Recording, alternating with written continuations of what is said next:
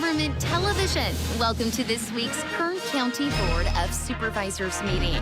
Originating from the County Administrative Center, located at 1115 Truxton Avenue in Bakersfield, California. Grounded in ideas, energy, and innovation, Kern County's vision is to be a driving force for the world's fifth largest economy. And our mission is to exceed expectations of the communities we serve, changing the way they feel about government, those who manage it, and the services it provides. Today's Kern County Board of Supervisors meeting will convene momentarily.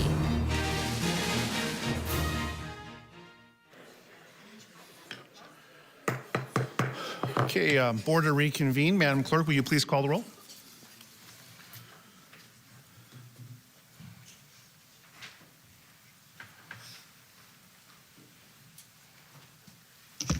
Supervisor Peters. Here. Supervisor Scribner. Oh, I heard Supervisor Scribner in the background. He's here. Supervisor Flores. Here. Supervisor Couch. Here. Supervisor Perez. Here. All present. Okay, good morning and welcome to the Tuesday, September 12th, 9 a.m. meeting of the Kern County Board of Supervisors. We'll begin today's meeting with the flag salute led by Mr. Nick Hill. Would you come do us the honors and lead us in the flag salute up to the podium, if you're so inclined?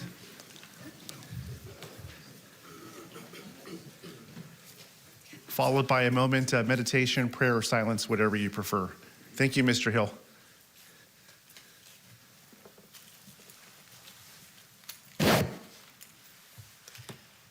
I pledge allegiance to the flag of the United States of America, to the republic for which it stands, one nation, under God, indivisible, with liberty and justice for all.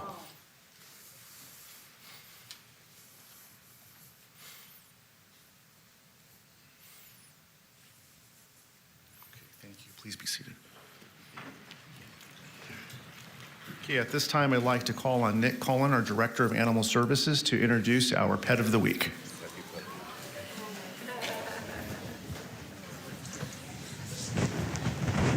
Good morning, Nick. Who do we have with us today? Good morning, Chairman Flores, members of the board. I brought with me Ruffles. Cute. Ruffles is about a 3-month-old, kind of a wire hair terrier pup. He's a boy.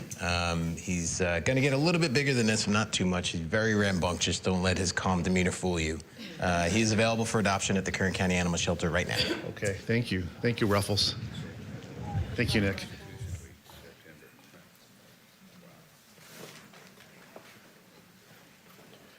Okay, at this time, we'll hear a report from County Counsel Margot Raison on actions taken in closed session from our last board meeting on August 31st, 2023.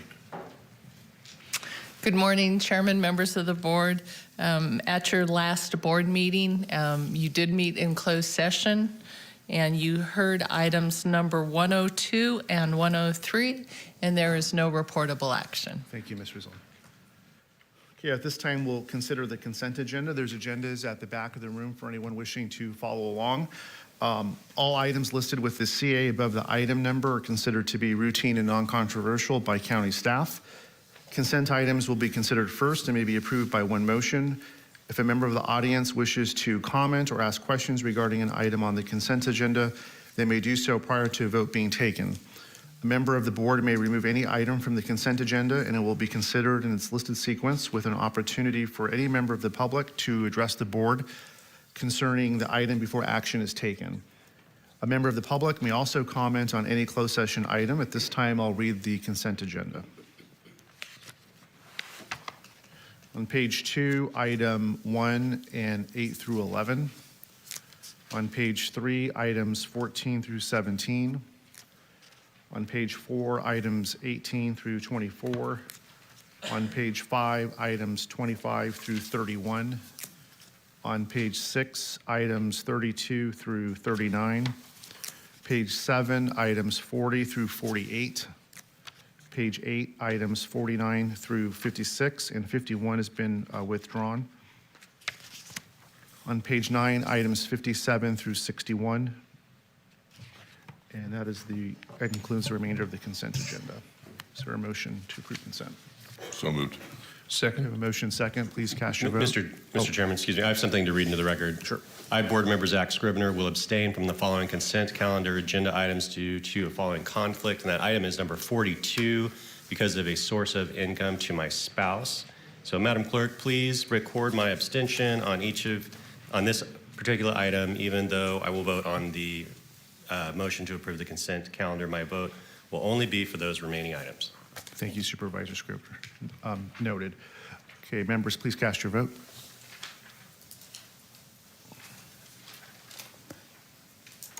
Thank you. The motion is approved. All ayes. Okay, that brings us to item 2. Mr. Chairman? Oh. Can I jump in there for just a moment? Supervisor Couch.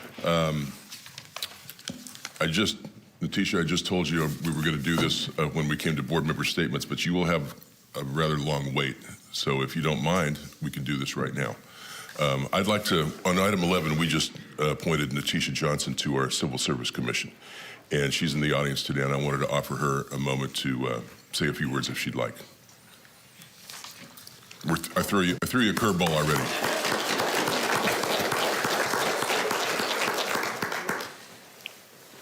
Good morning, everyone. To Chairman Flores and to the Board of Supervisors, thank you. I just wanted to take a moment to extend my deepest thanks to Supervisor David Couch for entrusting me with the honor of serving as Civil Service Commissioner for the County of Kern. I also want to acknowledge the outstanding work for service of Joy Rose, who served also in this position exceptionally well. Her dedication and commitment to our community is truly commendable. I am excited and eager to take this responsibility and join the Civil Service Commission. I am wholeheartedly committed to upholding and maintaining the integrity of the Kern County Civil Service system. I believe that diversity in leadership is vital, and I am confident that my perspective and experience will contribute significantly to the Commission's work. So thank you again to Supervisor Couch for this incredible opportunity, to the board, and thank you for those who came out to support Magda Melendez, Traco Matthews, and Nick Hill, and everyone. So thank you so much, and I'm ready to serve. Thank you for your willingness to do that. And thank you, Mr. Chairman, for the indulgence. Absolutely. And if I could also ask, Joy, you mentioned Joy. She served for at least, well, she was on the commission when I got on the board. How long? 12 years? 12 years. I'd like to recognize her at a subsequent board meeting if she's willing to do that. So I'd ask that. Thank you very much. Thank you, T. Thank you. Thank you. Take care. Congratulations to you.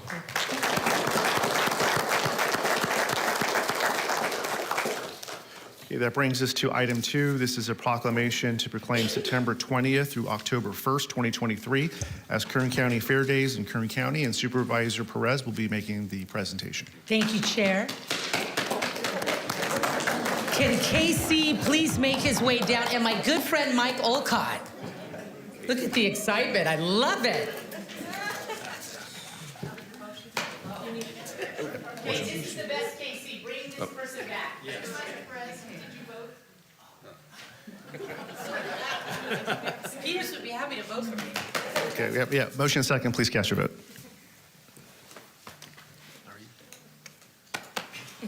Thank you. The motion is approved. All ayes. Let the games begin. Well. I appreciate your enthusiasm. I really do. Good to see you. Good to see you. Good to see you. Mike, so good to see you. So good to see you. Wonderful. Honorable Chairman and colleagues, I am so excited to make this presentation today as we proclaim, thank you for that. It's like a drum roll. September 20 through October 1 as Kern County Fair Days in Kern County. I know that we normally do not allow non-human animals in the building, but I'm glad we've granted a special permit for Casey the Bull. More than worthy. The Kern County Fair is the most exciting time of the year. It was true when I was a kid. Kathy Krause is true today when I'm not so kid-ish. It's a time when thousands of residents from all over our county and even beyond all flock to our fairgrounds to enjoy some great shows, get on rides, and of course, eat tons of that delicious, healthy, nutritious food. The Kern County Fair is an East Side staple, Kathy. It really is. The official birth of the Kern County Agricultural Fair was on August 5, 1916. It was located on 106 acres at Chester Avenue, 2 blocks north of 34th Street and just south of the Kern River Bridge. There were no buildings at that time, so they used tents. The Kern County Museum and Clock Tower now stand in that location. It wasn't until 1952 when the fair was moved from the North Chester location to the present grounds you see today in the 5th District, Kathy. The 15th District Agricultural Association, or better known to us as the Kern County Fair, consists of 160 acres of land with 4 large exhibit buildings and an auction barn, sheep and swine show rings, grandstand arena, horse stalls, outdoor theater, and a large, beautiful outdoor display area. I would like to thank my friend and Fair CEO Michael Olcott and all the amazing staff at the fairgrounds for their work in maintaining the facilities year-round, for ensuring that Kern County families continue to have a place to share memories for generations to come. Mike, all year, my sons, Jude and Noah, asked me about the fair. When is it coming? When will the big rides come? And now that my son is across the street in school, I hear it multiple times a day. So if you could get it here, Mike, sure, we would certainly appreciate that. I want to say to you, to the Board of Supervisors, County of Kern, State of California, officially proclaimed September 20 to October 1, Kern County Fair Days, and this recognition has been entered into the official board minutes. I want to say, Mike, about you specifically, that you have been such a great friend to the kids of Eastside who think about the fair all year long. The fair's getting a little more pricey, like everything else, as you know. It's not an inexpensive endeavor. No. And so all of the generosity that you show to kids gives them something literally they would not have otherwise. Right. I mean that. And it seems simple and maybe exaggerative, but it's the truth. And I'm so grateful to you. You are so open, and you have a remarkably diverse board. Kern County people, I think Casey's telling me to wrap it up, right? No. Okay. He was doing that. He better not. I swear to you he was. This is a very good bull. So let me present this to you on behalf of the board, and we'd love to hear from you, but sincerely thank you for all that you do. Thank you. Good morning, Board of Supervisors. This is my board member, Natisha Johnson. It's so neat that my board member and David Couch and all of us went to school together at BHS, even though she's a few years younger than us. But yeah, so us BHS people rule. No, I want to thank you very much for all the support that the county has given us. And I want to tell you that today we are repaving the P Street parking lot. We are repaving under the grandstand. We are repaving Building 4. We have just added LED lights to the entire fairgrounds, and we're going to re-roof the buildings this fall, and we are going to put air conditioning in one of the buildings, one of the big Quonset hut buildings. So we are making improvements to your property that you lease to us, so we thank you for that. And we continue to support you with emergency services. And again, thank you for working with us. Jeff Hill has been a great support to me in working with us, and Nick through when we thought the horses were going to have to come to the fairgrounds. We do have a lot of fun things happening this year at the fair. We have a lot of entertainment. On our Frontier stage this year, we are doing a lot of paid acts that are local.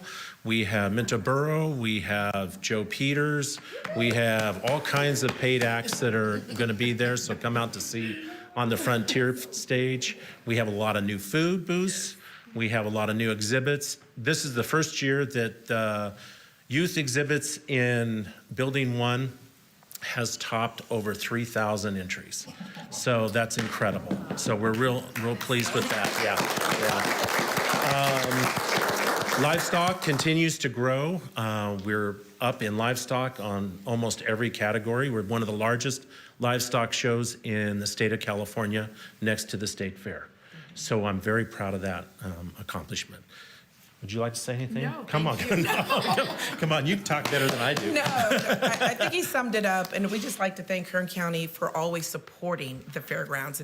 It's a staple in our community, and without the support of our community, we cannot have the fairgrounds. So Right. thank you, Michael Alcott, as our CEO, for everything that you're doing, as well as the staff. And thank you, Supervisor Leticia, for Yes, this thank you, wonderful Leticia. proclamation. Thank you. Thank you. Thank you.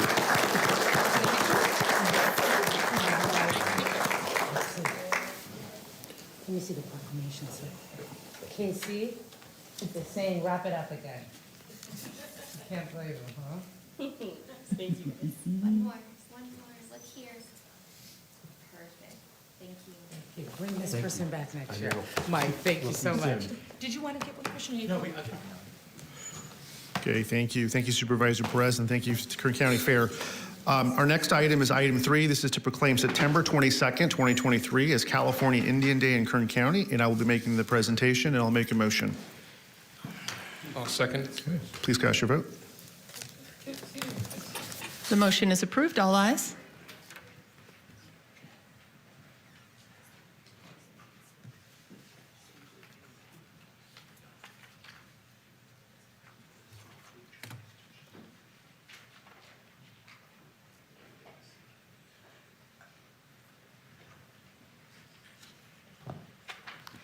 Good morning once again, fellow colleagues. It's an honor to present this proclamation. It's been in existence since 1939, but I believe this is the first time that our county has issued a county proclamation to join the state. So for over 80 years, since 1939, California has dedicated a day to honor the contributions, sacrifices, and accomplishments of the native peoples of the state. The Tohono Indian tribe, specifically the people of the Catanumic Nation, have played an integral part in the history of California and Kern County. Their people have inhabited the region continuously for thousands of years, living in the Tehachapi Mountains and the Antelope Valley.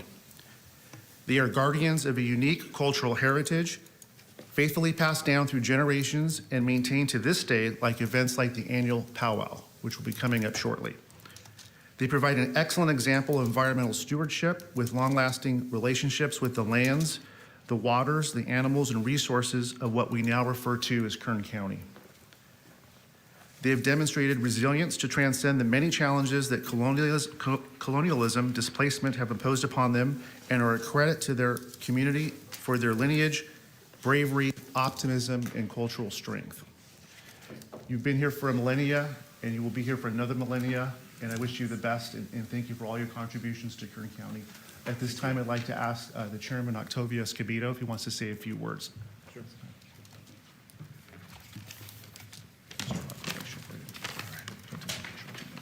Thank you.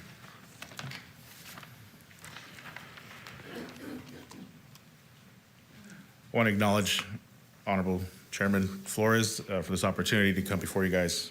I want to acknowledge with gratitude this meeting place, the Kern County Board of Supervisors in Bakersfield, is the traditional territory of the Katanumic people of the Tohono Indian tribe, a place that their nation has called home since time immemorial.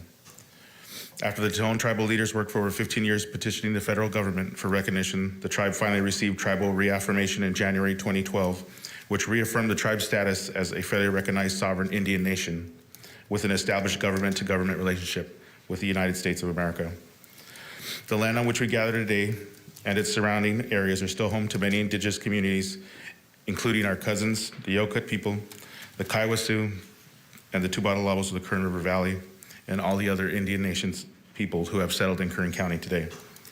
We are grateful for the indigenous people who continue to care for and remain interconnected with this land, and we promise to be conscientious stewards of this land for the future generations.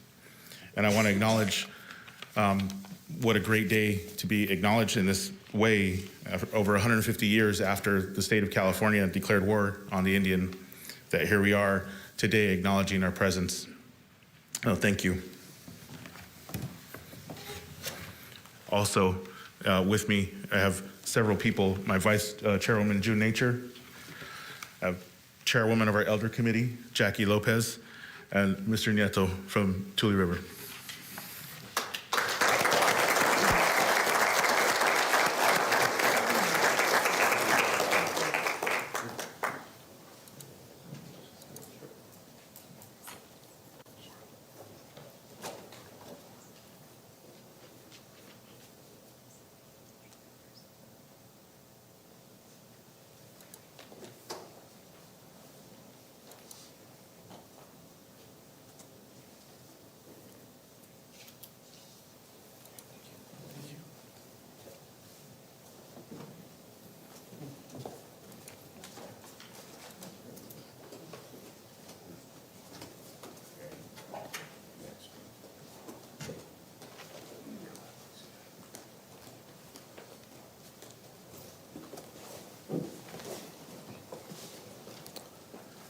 Okay, that brings us to item 4. This is to proclaim September 17th through 2023, September 17th through the 23rd of 2023 as Constitution Week in Kern County, and Supervisor Zach Scrivener will be making the presentation.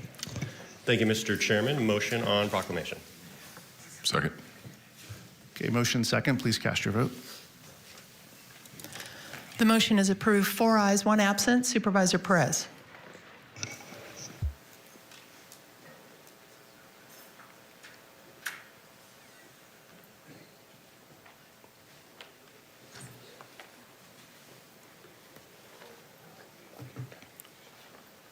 Good morning. I am Zach. Nice to meet you. Hi, Zach. Lindsay. Lindsay, nice to meet you. Good to see you. How are you? All right, good morning. It's my pleasure to be here before the board to present this. We, the people of the United States, in order to form a more perfect union, establish justice, ensure domestic tranquility, provide for the common defense, promote the general welfare, and secure the blessings of liberty to ourselves and our posterity, do ordain and establish this Constitution for the United States of America.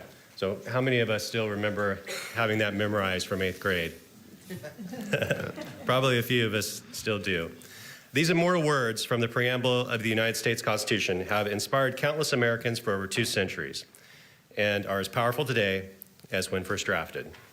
The Constitution of the United States was created on September 17th, 1787, at the Constitutional Convention, which assembled at Independence Hall in Philadelphia, Pennsylvania. The Constitution is the supreme law of the United States of America and is comprised of the preamble, 7 articles, and 27 amendments, with the first 10 known collectively as the Bill of Rights. The first 3 articles of the Constitution embody the doctrine of separation of powers, whereby the federal government is divided into 3 branches: the legislative, the executive, and the judicial. Articles 4, 5, and 6 embody concepts of federalism, describing the rights and responsibilities of state governments and their relationship to the federal government, as well as the process for amending the Constitution. Article 7 establishes the procedure used by the states to ratify the Constitution. And perhaps most famously, the First Amendment protects freedom of religion, freedom of speech, freedom of the press, freedom of assembly, and the right to petition the government, whereas the Second Amendment allows Americans to defend the first by protecting the right to keep and bear arms. The Constitution of the United States of America is the oldest and longest standing written and codified national constitution in force in the world today. It is also one of the most famous and influential documents written in human history. We owe this great legacy to the brave American colonists who fought, sacrificed, and died to establish and preserve the freedoms guaranteed in the Constitution. Our Constitution is the cornerstone of our freedom and a beacon and a model to freedom-loving people around the world. Today, the Bakersfield chapter of the National Society of the Daughters of the American Revolution is here to promote National Constitution Week and to demonstrate its support in, quote, keeping the Constitution's legacy alive. And so therefore, it's my great privilege to present this on behalf of the Board of Supervisors. The Board of Supervisors of the County of Kern, State of California, has officially proclaimed September 17th through the 23rd, 2023 as Constitution Week in Kern County.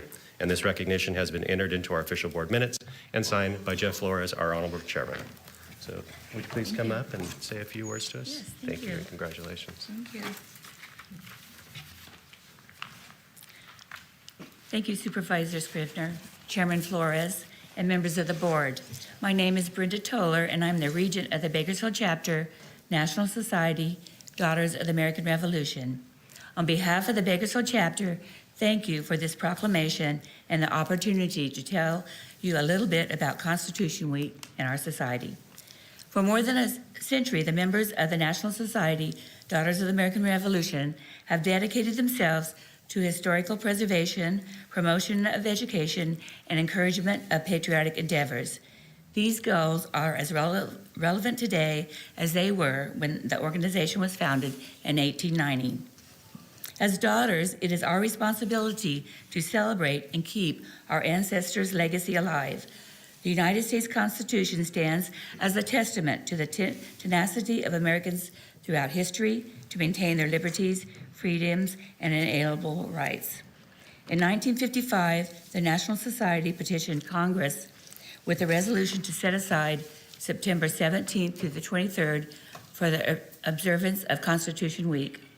The annual celebration was established when signed into law by President Dwight D. Eisenhower on August 2nd, 1956. This year, we recognize its 68th anniversary. To further promote Constitution Week, the Bakersfield chapter will place displays in 2 local libraries.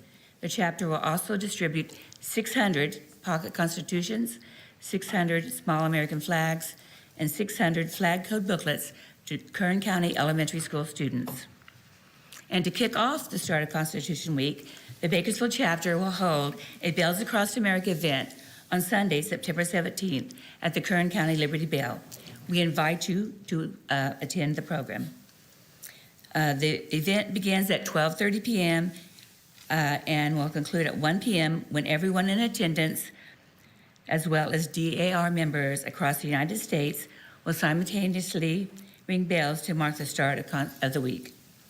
Thank you to Honorary Chapter Regent Krista Blackburn-Kaufman, and to chapter members Lindsay Bloom-Nutter and Leanne Cook for joining me today to receive this proclamation. And again, thank you to the members of the board. Thank you.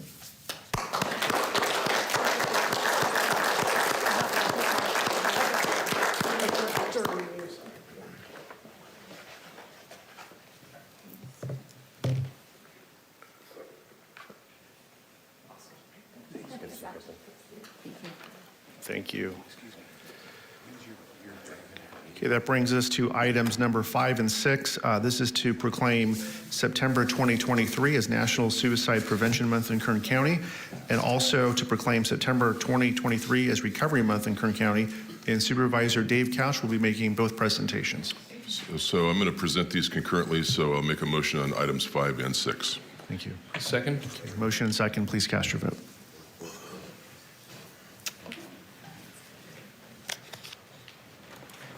Thank you. The motion is approved. All ayes.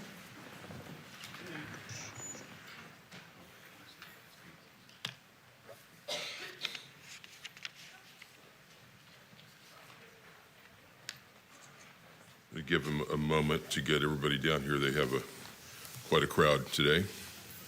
And we thank everybody for being here. It's a serious topic, and I'll just make a couple of a very brief comment and turn it over to Stacy. I know she has some introductions to make and some comments to make. Item 5, and I'll just read the proclamation, is the Board of Supervisors, County of Kern, State of California, has officially proclaimed September 2023 as National Suicide Prevention Month in Kern County. This recognition has been entered into the official board minutes signed by our Honorable Chair, Jeff Flores, dated today, September 12th, 2023. I had some comments to make, but I think Stacy will do. I don't want to step on anything that she has to say. It's a serious topic. Item 6, and I'll read that proclamation as well, says the Board of Supervisors, County of Kern, State of California, has officially proclaimed September 2023 as Recovery Month in Kern County. Recognition has been entered in the official board minutes, also signed by our Honorable Chair and dated today. So I'll turn it over to Stacy Kuwahara, who you all know, and allow her to make her comments. Stacy, thank you. Let me leave those right there. Well, thank you, Supervisor Couch, and good morning, Chairman Flores and members of the board. Thank you for taking the time this morning to recognize and honor both National Suicide Awareness Prevention Month and Recovery Month. One death by suicide is too many. Statistically, our rates in Kern County for suicide dropped in 2020, and we maintained a small but steady decline in 2021 and 2022. Unfortunately, if the numbers for year-to-date 2023 continue with what we're projecting, then we will have the most suicides in our county that we've had since we started gathering this data with the coroner. I could tell you a lot about the statistics for suicide, but the tragedy of suicide is that the statistics are not going to predict who might die by suicide. It just paints a picture for where the risk is the highest. The most concerning thing about suicide that I hear when I speak to people and listen to stories from loved ones who've lost somebody by suicide is they often had no idea that their loved one was suffering. There were not necessarily always visible clues, and they did not know that their loved one was contemplating this. We've seen stories in the news about athletes at the top of their game, about TV personalities, very visible stories, about people who have a very specific external face that seems a real contradiction of what you might think of somebody who's at risk for suicide. And it's really important to highlight these stories because we cannot predict who might be contemplating this and who might die by suicide. We don't know what people are thinking, what they're feeling, and our external markers of success and accomplishment do not always mean that people are not struggling internally. Asking our loved ones if they are contemplating suicide is one of the hardest questions that we can ask. I know because I've had to ask that of my loved ones. And I think the thing that can help with that is knowing where to go. If you're genuinely concerned or if your loved one is at risk, then start with 988. They're there to help. They're here to help somebody suffering, and they're there to help the loved ones and to tell us how to ask, what to do, and where to go, where to start. Research does show us that people who are having thoughts of suicide feel relief when somebody asks them about this in a caring way. Acknowledging it reduces the risk. It does not increase the risk as many people fear. And people who are depressed feel more hopeful after talking to somebody who can speak to them without judgment. So standing up here with me today, I brought a big group, but this is an important group to highlight because these are my leaders and my staff. They are running our 988 call center. They're working in our service teams, those that we run in our department and our partners. They're working in the field of recovery, and they are championing, I don't know what that, championing our zero suicide initiative that we've been working on in our department. And I would like to uplift their work because they are literally the people who are saving lives in our community.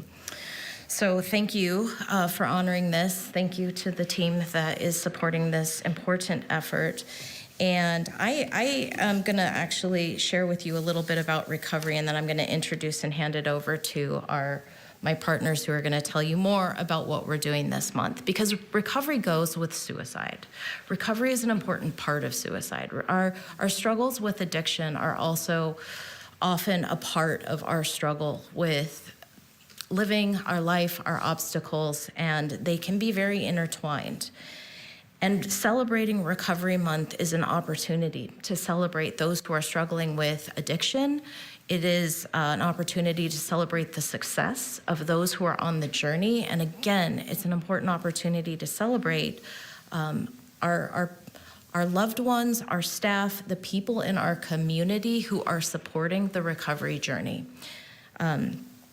Substance abuse affects people and families everywhere. Much like suicide, it does not matter what your ethnicity, your socioeconomic status, or what your education level is.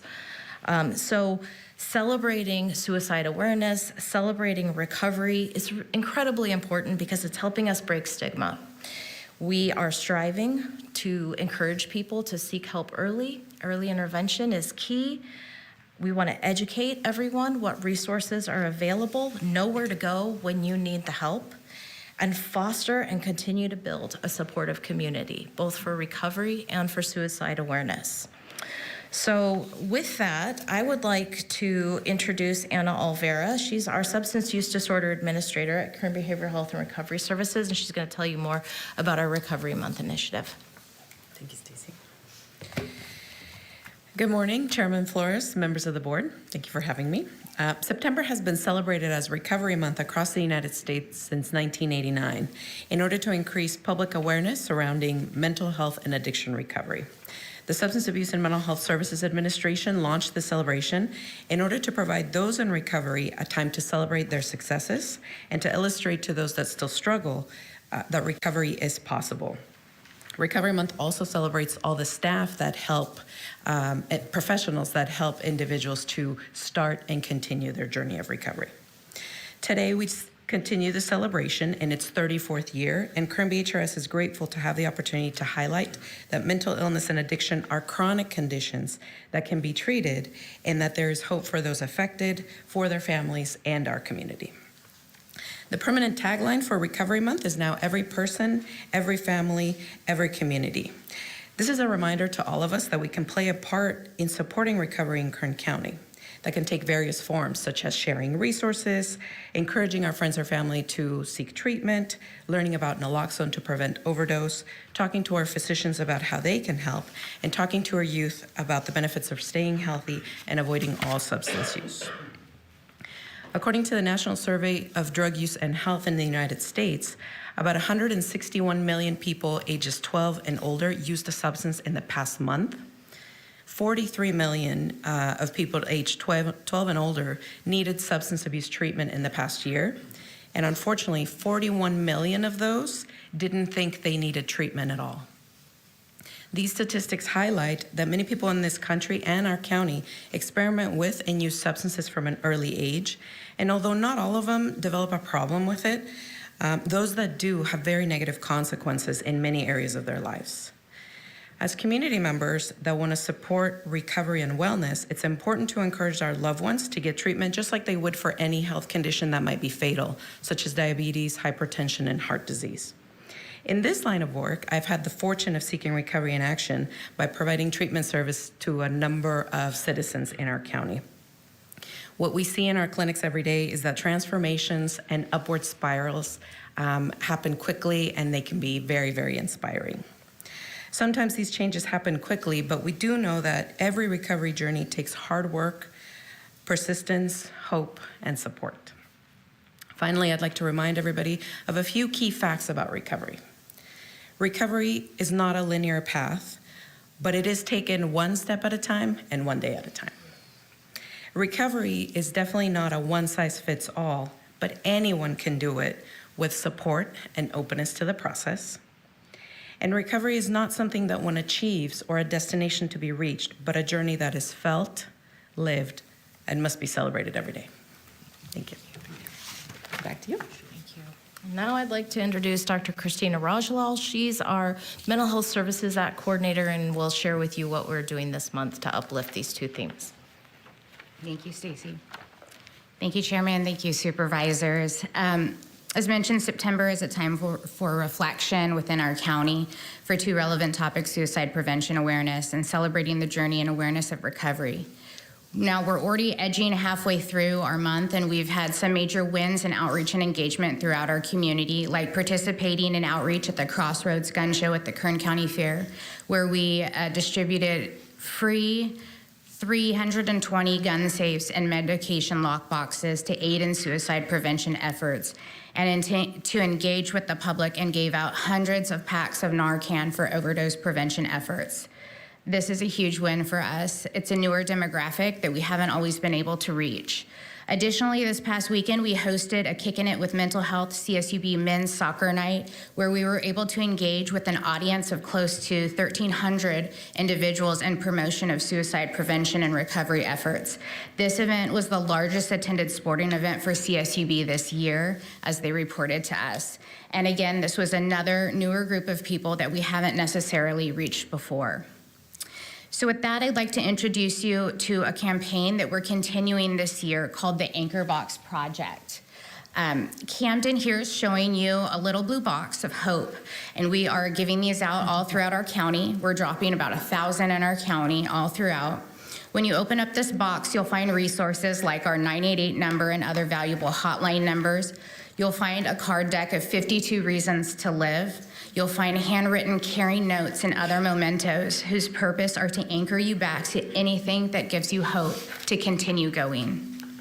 These boxes reach people in many different ways. They are a suicide prevention tool, but if they don't speak to you on that level, you can also add to the box and pass it on to someone else, or leave it for someone to find. Today, I'm gifting each one of our supervisors an anchor box for you to share with your network and your community. Additionally, we invite you to any of the remaining events that we have throughout this month, including our Sharing Hope Together Forum at our Consumer Family Learning Center in partnership with NAMI, which is today from 1 to 3 p.m., our Fiestas Patrias at Mercado Latino on Sunday the 17th in celebration of Hispanic Heritage Month and providing resources to our Latinx and Hispanic populations. Our Walk Like Mad walk on the 23rd, our Drug-Free Youth Summit on the 26th, our Apple Core distribution event on the 27th, and our Multi-County Suicide Prevention Summit that will be held virtually on the 28th. All events are listed on our kernbhrs.org homepage, and you can also find them listed on our Instagram and Facebook pages at the handle @KernBHRS. Please come out and join us if you can. Thank you for your time today. Thank you. Yeah, sorry. Supervisor Perez, I'm sorry. Thank you, no problem. Supervisor Couch, sorry, excellent presentation, thank you. And you know, I'm a person that has some very, very deep personal experience with suicide and suicidal ideations. Not personally, I've been so blessed to not have to have that struggle, but very, very close to me. And I'll tell you what amazes me most about what I see here today are the human beings that believe that it is possible to prevent it. You have to believe that. I didn't know before I had such personal experience with it. I didn't know anything about it. How do you even begin to wrap your head around something that you personally don't understand? But what I have come to know and believe with all of my heart is that it is preventable. It is preventable. It's preventable with love. It's preventable with grace. It's preventable with forgiveness, with self-love. And I just so believe it. I believe it. I know it. I've lived it. I know it to be true. And so I'm so grateful to you. I'm so grateful to you for believing, because it is preventable. God bless you and thank you. Thank you. Thank you, Supervisor Perez.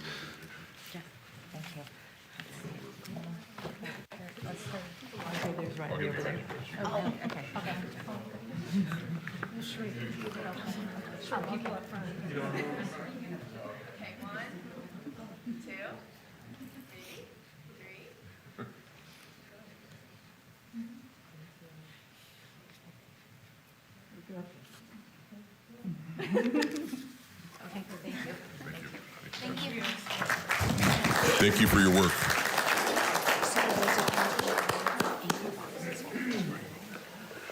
Okay, that brings us to item number 7. This is to proclaim the month of September as Workforce Development Month in Kern County. And Supervisor Philip Peters will be making the presentation. Thank you, Chairman. I'll make a motion to approve item 7. Okay, motion. Just need a second.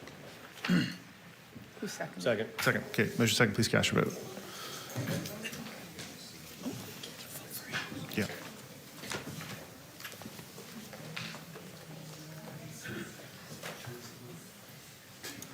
Motion is approved. All ayes.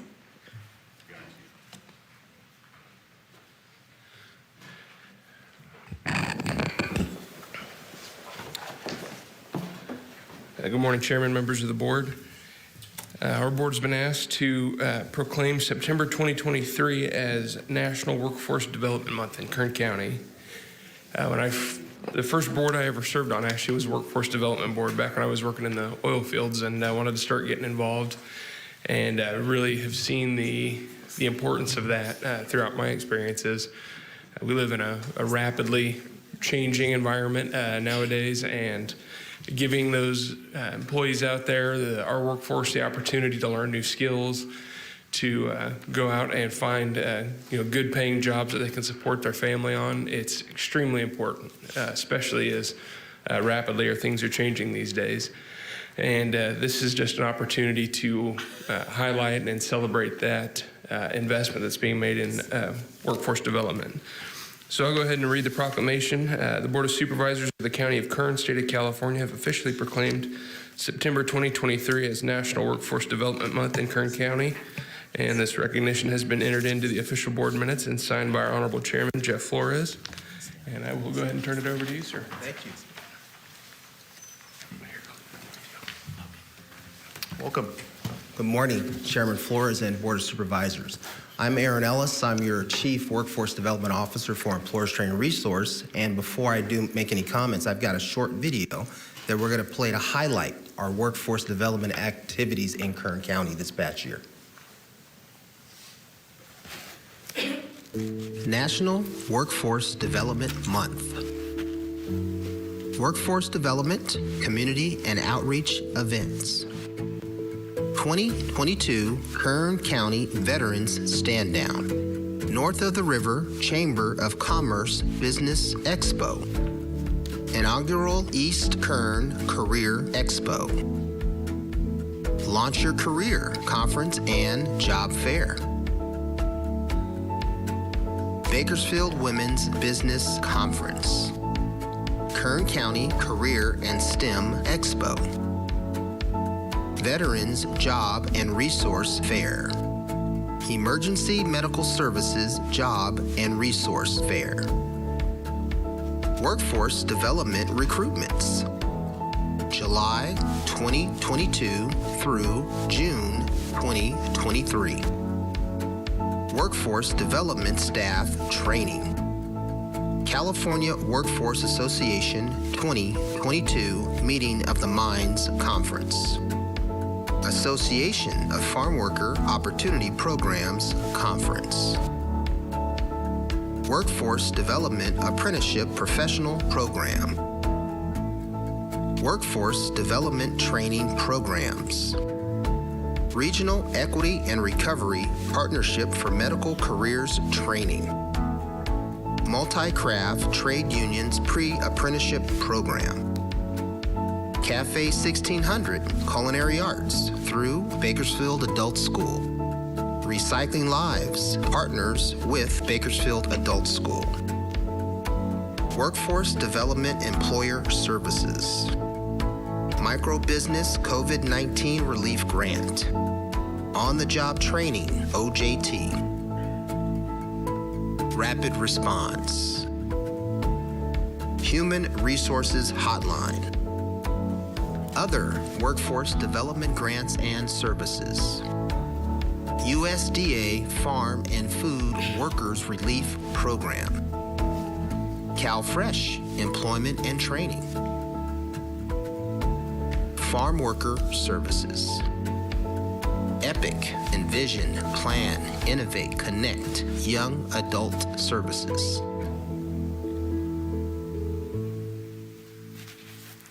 So I just wanted to share that short video to kind of give you an idea of what we've been doing here in Kern County for workforce development, and I appreciate the board's support. If you want to come visit the America's Job Center, please reach out and we'll give you a great tour and show you exactly what we're doing on the grounds there. Thank you. Thank you. Thank you, Mr. Ellis.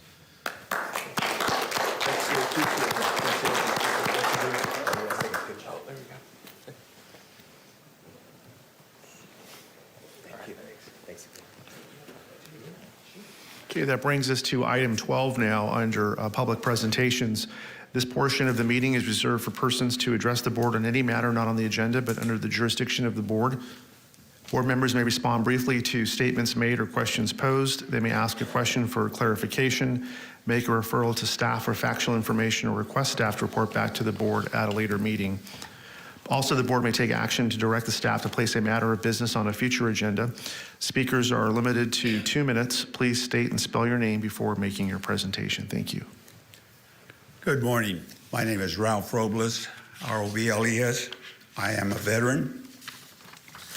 To the Kern County Board of Supervisors, from your friends, neighbors, and citizens, dear board members, the closed national cellular network system our Kern election department uses is a federal government system network developed by AT&T. This network system connects all county election offices directly to their state capital election offices and other locations. This national system is indirectly attached to the internet, which is susceptible to hacking by outsiders. In 2007, Secretary of State Bowen began rigorous testing of all voting systems utilizing a direct electronic recording device.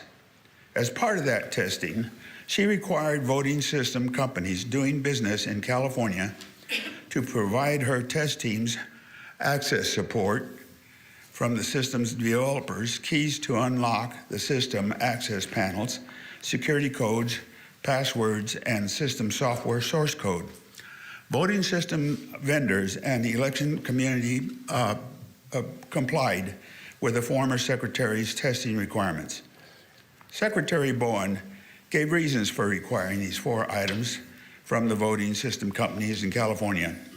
These are keys to open the voting equipment panels to determine if the machines have components allowing them to be connected to the internet, passwords or or security codes to allow access to the voting system, system software source codes so government election employees can view the system as votes are being counted. 4, provide access support to train election employees on how the voting system works. Thank you, Mr. Robles. Next speaker, please.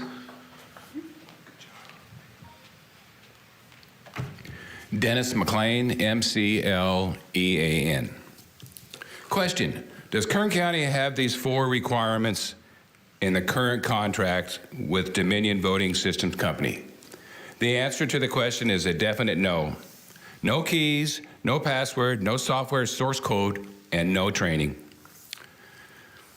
Question: whose fault is this?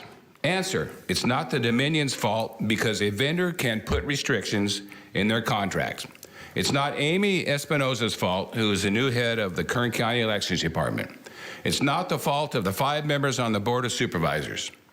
The total fault lies with the Office of Kern County Counsel, who is required to read the fine print in a contract and advise the board not to approve it as written without corrections being made and approved.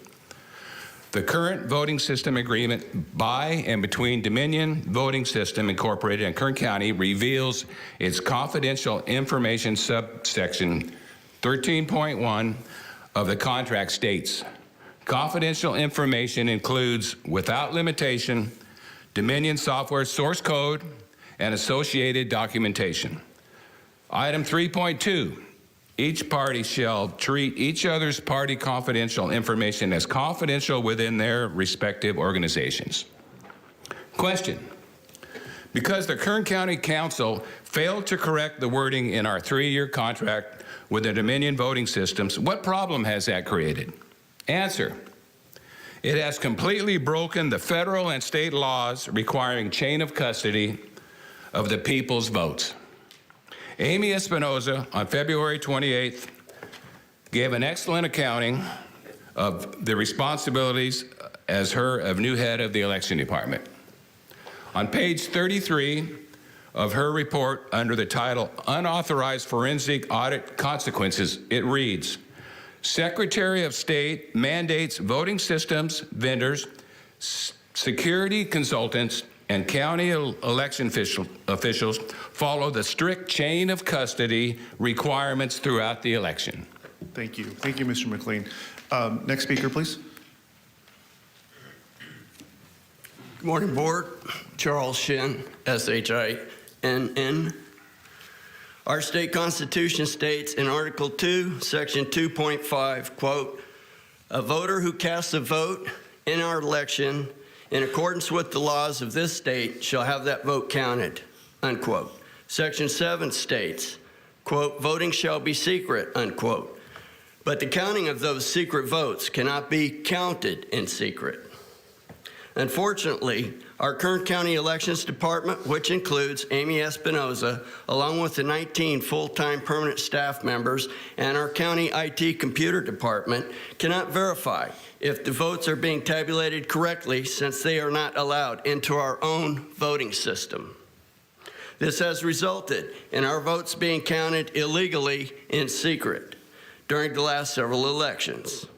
The election department recently used $250,000 of the approximately $750,000 3-year Dominion contract price for a mock election trial. And since Amy Espinoza does not have the system software code, she has no idea if the totals are correct and must take Dominion's reported totals as accurate. The solution to this problem is very simple.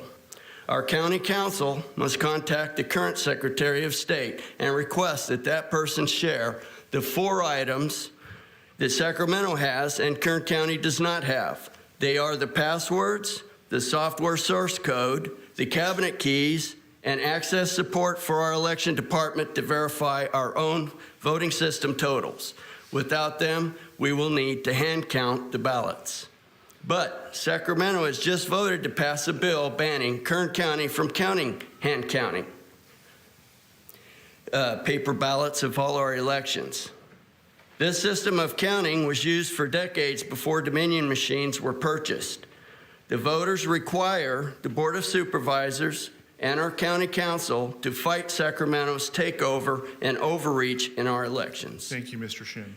I thank you for your help, your friends, neighbors, and citizens. Thank you, sir. Next speaker, please. Yeah, sure. You can leave that with the clerk of the board.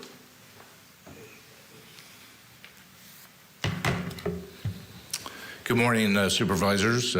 Supervisor Couch, my representative area. My name is Jeff Bell. I live out on Enos Lane.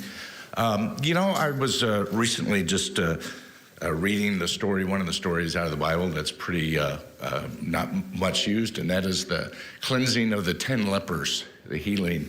9 of the 10 never even came back and said thank you. So I want to say to the Board of Supervisors, I've been here 23 years. I've just over a year ago retired after 38 years in law enforcement, 23 of which was with the city of Shafter. And I've never thanked you for the bike path. It's a simple little thing, but I enjoy it. And I know there are a lot of people that go out, ride their bikes, walk their dogs, run. And I think I needed to be able to say thank you. I also, in March, April, we were hit in my area, and I'm sure countywide, with the notice from the county on the waste rate increase that was thankfully given to us by the state, right? And I wanted to personally be able to say, I called Supervisor Couch's office. Supervisor Couch, I wanted to be able to come and say personally thank you. You called me personally. You weren't in a rush. You heard my concerns over the 1/5 rate increase on property tax. That was a big deal for me and those constituents in my area. And I don't know how it was resolved outside of somehow our area was apparently did not meet that. And so thank you for that. Thank you for the personal phone call and just the reality that you really understood the issues. It was obvious in our call, and I appreciate it. So to the Board of Supervisors, thank you very much for your service. You can come back anytime you want. I agree with Couch. Thank you, Mr. Bell. Next speaker, please.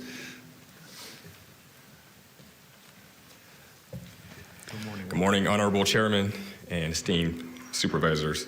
Traco Matthews, representing today as a California State Racial Equity Commissioner. Thank you for the opportunity to speak. As one of the new Racial Equity Commissioners for the state of California, I'm pleased to publicly acknowledge the appointment of Natisha T. Johnson to the Kern County Civil Service Commission for District 4.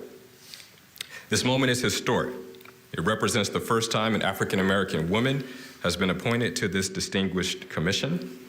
And I would like to publicly acknowledge and thank Supervisor David Couch for your foresight, your perspective. She's going to do a great job, just like she's done on the County Fair Board, in making this appointment.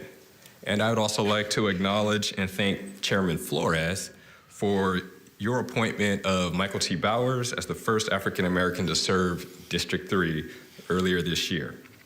We know that representation matters, strengthens trust in our government systems and processes. So I'm proud to celebrate this historic moment with many other local Black leaders in our community. Thank you so much. Thank you. Thank you, Mr. Matthews. Next speaker, please.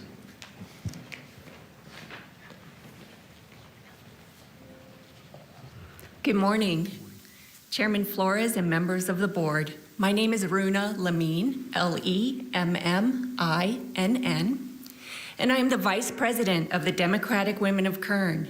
and in Mr. Flores' district. I'm here to share some information about our efforts with a nationwide organization called Wreaths Across America. It has come to our attention that a representative of another local political club recently came before you and gave the impression that they somehow have the monopoly over wreath donations for the Wreath Across America ceremony this December 16th at Bakersfield National Cemetery. This could not be further from the truth. Democratic Women of Kern are sponsoring wreaths at wreathsacrossAmerica.org/CA0818. And we're going to volunteer there the day of.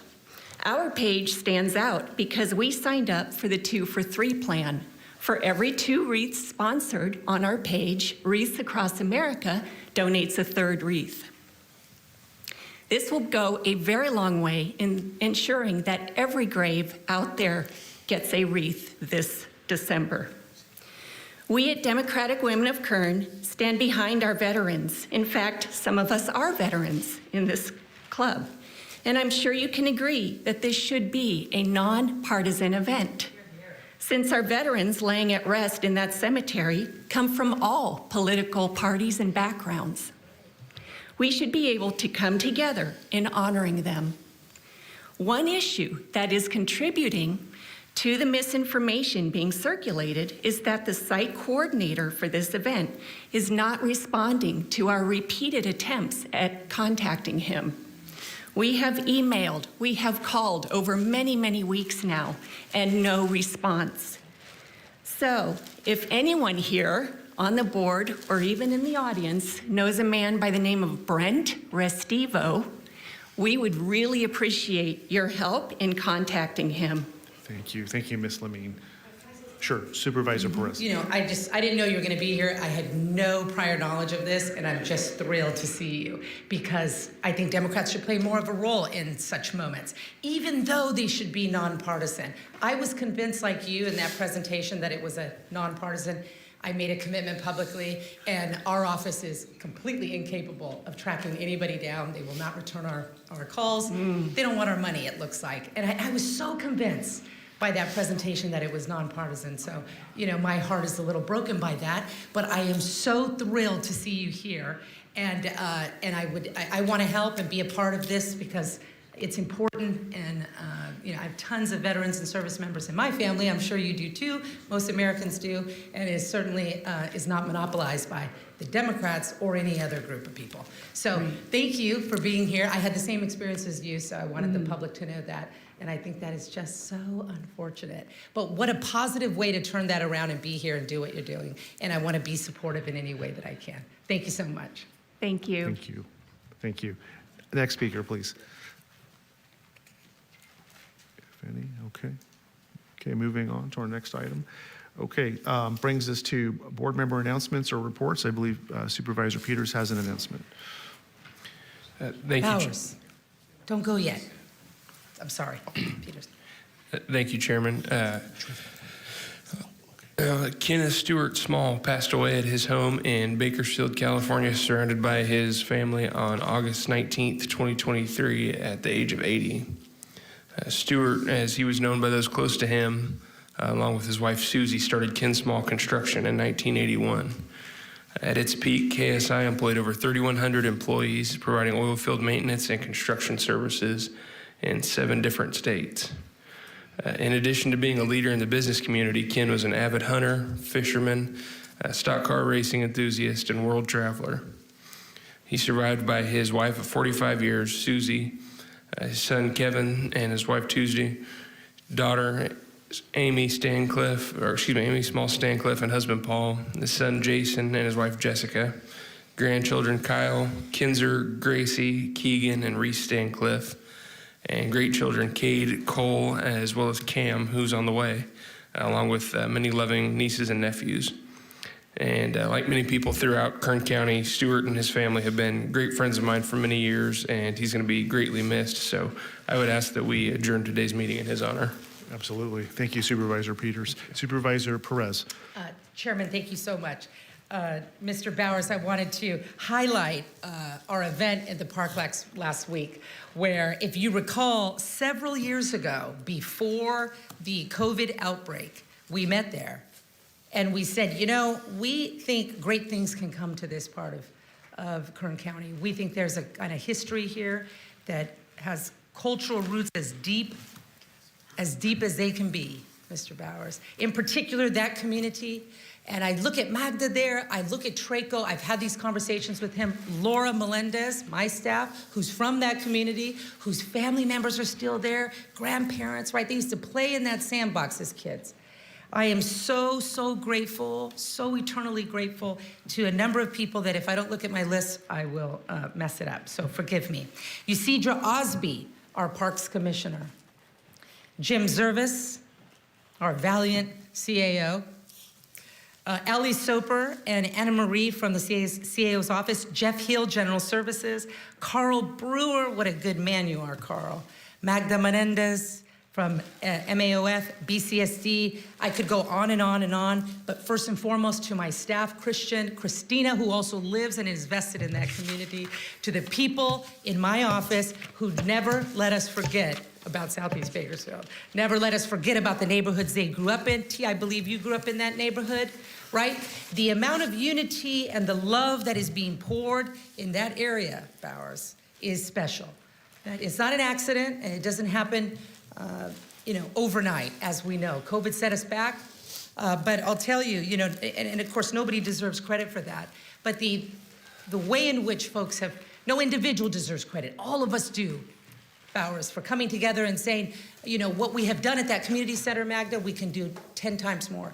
You know what's interesting, Bowers? In the last few weeks, I've had more people, mostly African American, who grew up in that community, who have come to me and said, I got married at Vita Scott. I used to do boxing lessons there after school. I got my first Spanish lesson there. Whatever it may be, right? That community is reinventing itself, is accepting the love from the community, accepting the infrastructure upgrades. Last week, we kicked off park improvements, park upgrades, and Jim Zervis, really, thank you from the bottom of my heart for your devotion to those projects, to parks in Kern County, and in particular ones where we really want to see more families get engaged and to, live off and avail themselves of the privileges and immunities of being an American citizen, of being a person in Kern County that believes a rising tide lifts all boats.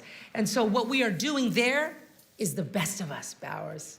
With all our differences, all our petty arguments that can put some distance between us, this is the best of us. It brings us together, and it shows us that, this community and the families that are here, they are thriving in our unity. And if for nothing else, Bauer, if for nothing else, for them. Thank you. Thank you. Thank you, Supervisor Perez. Okay, so having no more items to consider, we're going to, in open session, I'll entertain a motion to adjourn in closed session. We'll adjourn in the memory of Ken Small, per Supervisor Peters and our board, and to hear the following items. Item 62, item 64, and item 63 has been withdrawn. So thank you.